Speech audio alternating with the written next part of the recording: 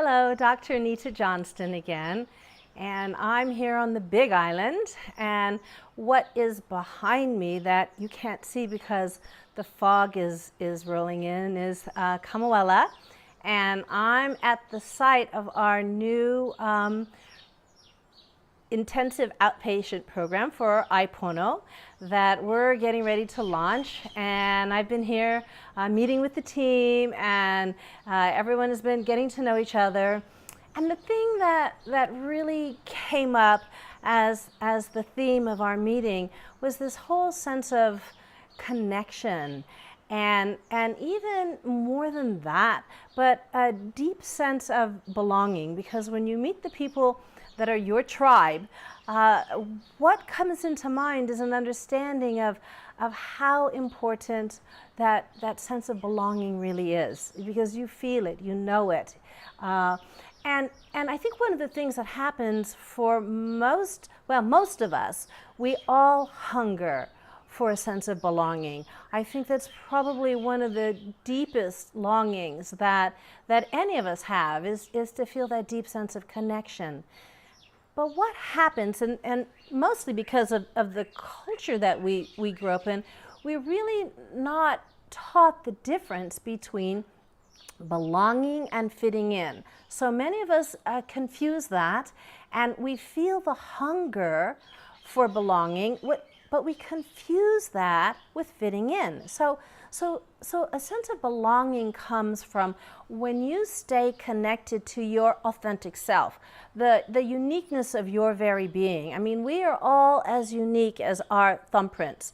There's never been another Nita on the planet like me, and there never will be.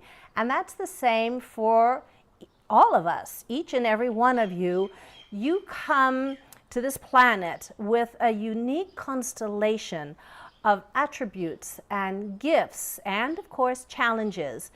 But what happens when you can accept that this is your lot in life, this is your fate, this is you know, the body that you were given, and this is the family you were born into, and this is your ethnicity, and this is, you know, your socioeconomic group, and this is the part of the planet you landed in.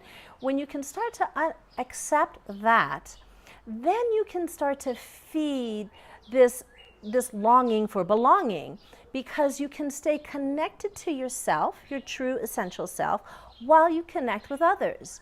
And but what happens when we try to fit in, when we get that confused, we abandon this connection to true self, and we try to act like and feel like and look like and think like who we think, how we think others want us to look and act and feel and think like. And so what happens is then we lose that connection to self, and the longing to belong gets even greater, gets even louder.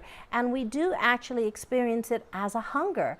But again, confusion comes in, because if all you know is hunger is connected to food, and that you don't recognize there's all kinds of hungers that we experience, then you confuse this deep hunger for belonging that never goes away with a hunger for food that you're terrified is never going to go away. And so the process begins of thinking that food is the problem, and your appetite is the problem because it's insatiable, because you think that the hunger is for food.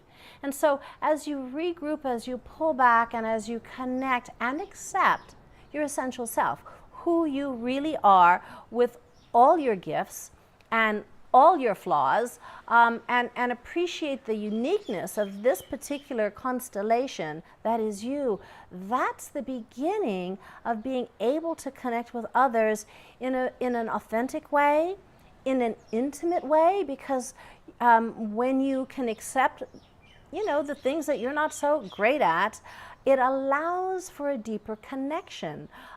When you can accept those aspects of yourself as being just a part of the whole big picture.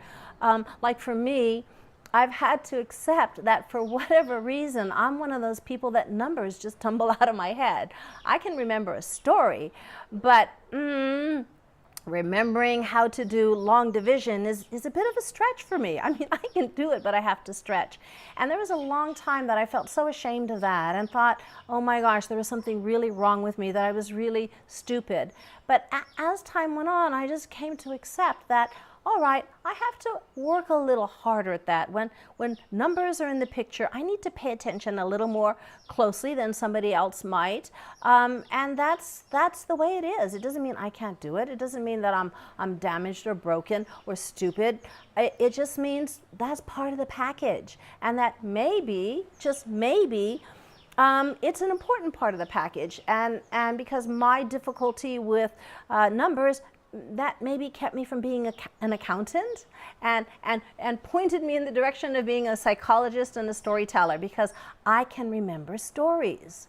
And so sitting here, feeling that sense of belonging, of knowing that this is where I'm supposed to be at this point in time, and these are the people that I'm supposed to be with at this point in time, really feeds me. It feeds that hunger to belong. And so I would invite all of you to pay attention to that, to pay attention to the ways in which you may abandon yourself in order to give you a sense of fitting in, and recognize how that doesn't quite satisfy. That real longing to belong, and to even experiment a little bit with staying connected to self, and see how different it is to stay connected to self, to be who you are, all of who you are, while you connect with others. Aloha.